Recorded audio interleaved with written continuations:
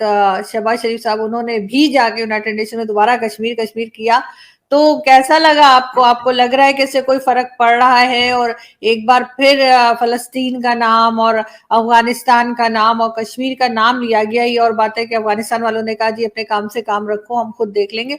तो लेकिन as a Kashmiri आपको क्या लगता है कि इन्हें फिर जाके जब इन्होंने बात की है वहां पे दोबारा नाम लिया कश्मीर का, तो क्या उसका रिजल्ट आ सकता है? सुनता कौन है इनको? इनको कौन सुनता है? ये खुद ही अपनी तकरीरें करके फिर बाद में अपने जो क्लिप्स होते हैं, वीडियो क्लिप्स, वो देखते होंगे। इनकी दुनिया में अब कोई नहीं इनकी सुनता। और फिर आपने खुद ही कह दिया है कि फलस्तीन का बीच में रगड़ दिया और चीजें रगड़ दी, तो ये तो कोल्ड वॉर की मेंटेलिटी है ना। कोल्ड वॉर तो खत्म हो चुकी है कब की। अब तो इजराइल और फलस्तीनी इस बात पे मुत्तफिक हो चुके हैं कि दो रियासतें बनेगी वहां पे। अब तो बाकी जो चीजें हैं वो तय हो जाएंगी और फलस्तीन की भी रियासत बन जाएगी। जहां तक बिलावल भुट्टो साहब का ताल्लुक है, बिलावल भुट्टो साहब अभी उनकी ट्रेनिंग हो रही है, वो अप्रेंटिस हैं अभी। उनकी जो है ना फॉरेन ऑफिस की मिनिस्ट्री, उनकी जो है वो अप्रेंटिसशिप चल रही है, उनको तैयार किया जा रहा है। क्योंकि पाकिस्तान की स्टैब्लिशमेंट जो है वो हमेशा एक लीडर को अगर सामने करती है तो दूसरे को वो तैयार कर रही होती है। अब इसको तैयार कर रहे हैं, तो वो फिर नैरेटिव उन्होंने वही इस्तेमाल करना है जो पाकिस्तान का नैरेटिव है, और उसको लेकिन सुनता कोई नहीं। तो उसका जवाब आपके सवाल का यही है कि सुनता कौन है। तो सर इसकी क्या वजह है कि चाहे कोई भी गवर्नमेंट आए पाकिस्तान में, चाहे वो इमरान खान हो, नवाज शरीफ हो या पीपल्स पार्टी की हो, उनका जब भी वो कहीं बाहर जाते हैं और चाहे वो यूनाइटेड नेशन में जाए या कहीं भी, तो कश्मीर के ऊपर एक ही तरह की बात होती है। ऐसा लगता है किसी एक ही से पढ़ के लिख के या सुनकर आ रहे हैं। तो आपको लगता है कि ये सब कुछ एक तरह से एस्टेब्लिशमेंट इनको सिखाती है या बताती है, या ये सब के सब एक ही सोच रखते हैं? इनकी अपनी कोई सोच नहीं है। इनकी अपनी अगर सोच होती तो पाकिस्तान में इनकलाब आ चुका होता। इनकी अपनी अगर सोच होती तो आज सिंध में इतने लोग मरते ना, इतनी बीमारी ना फैलती, और वहां नकासी आपका प्रॉपर निजाम होता। इनकी अपनी सोच कोई नहीं है, ये रोबोट्स हैं।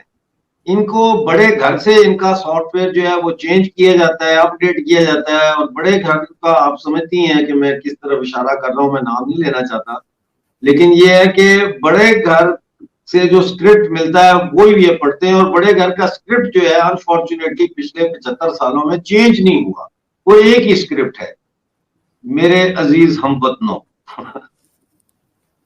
लेकिन सर अब आप जिनकी बात कर रहे हैं मेरे अजीज हमवतनों, मतलब मैं उनको भाई लोग कहती हूँ, तो वो भाई लोग का कहना है कि जी अब हमें सियासत से बाहर रखा जाए, हमारा से कोई लेना देना नहीं है, हमारा काम कुछ और है। मतलब जाहिर है डिफेंस का है और बॉर्डर पे खड़े रहने का है। तो ये सब कुछ जो कुछ हो रहा है, चाहे वो अच्छा हो रहा है या बुरा हो रहा है, उसकी जिम्मेदारी जो है वो पॉलिटिशियंस के ऊपर आती है।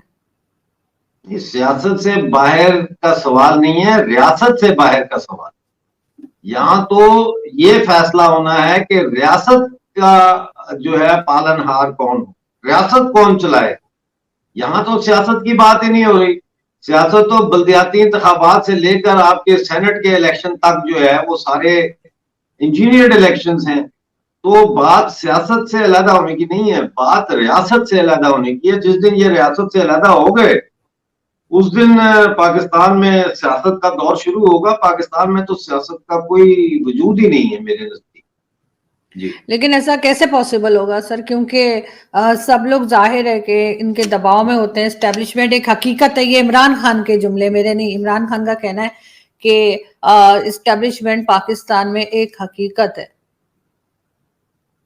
वो तो सब जानते हैं कि एस्टेब्लिशमेंट जो है वो पाकिस्तान की सियासत में, स्टेट अफेयर्स में एक हकीकत है, और उनकी इंटरफेरेंस जो है वो मौजूद है। वो तो कोई, इमरान खान ने तो कोई नई बात नहीं की।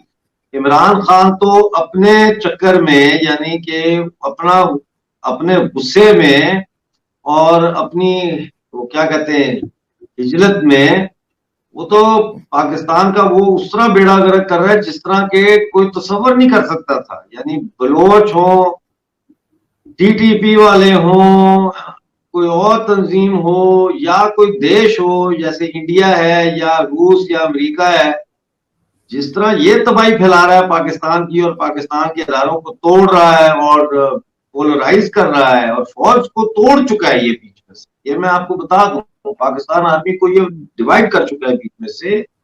और उस तरह तो कोई तसव्वुर नहीं कर सकता था।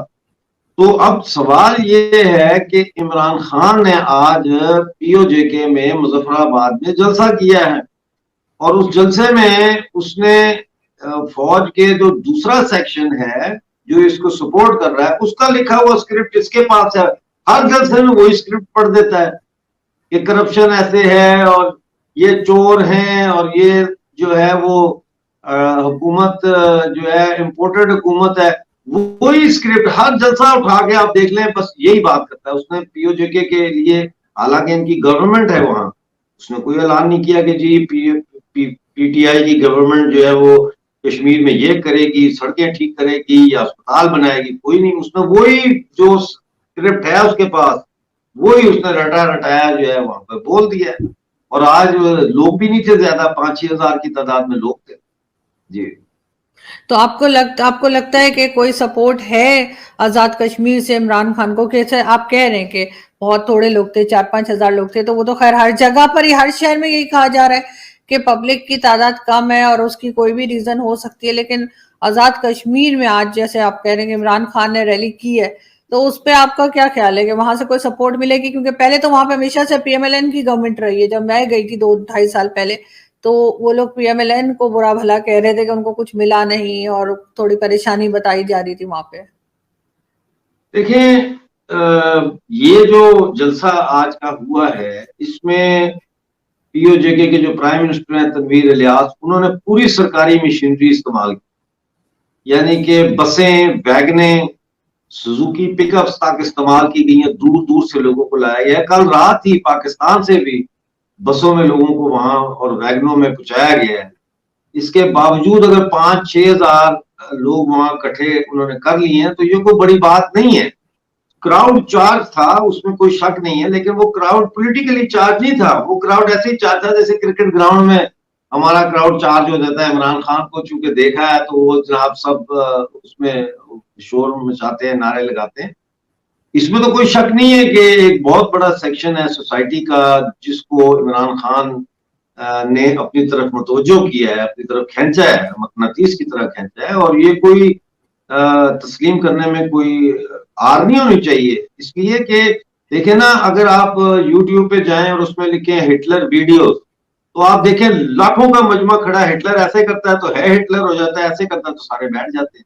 तो उसका क्या मतलब है कि हिटलर सही था? चेयरमैन माओ के जो जलसे हैं वो देख लें आप, और लोगों के जलसे देख लें, डोनाल्ड ट्रंप के जलसे देख लें। कहने का मकसद ये है कि जलसे की तादाद से सियासत के रुख के सही या गलत होने का तयन नहीं किया जा सकता। लेकिन इमरान खान का इतना बड़ा आज जो जलसा इन्होंने दावा किया था कि हम करेंगे, वो उसमें कामयाब भी हुए। और उसमें वजीर बल्दिया की मेरे पास एक वीडियो आई है कि वो पैसे बांट रहा है जलसे के अंदर लोगों को जो आए हैं।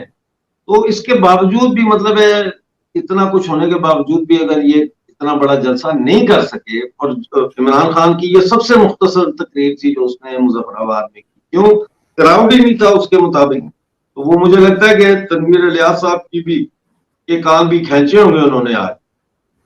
बात तो ये है कि हमें ये सोचना चाहिए कि इस खित्ते में अब अमन की जरूरत है।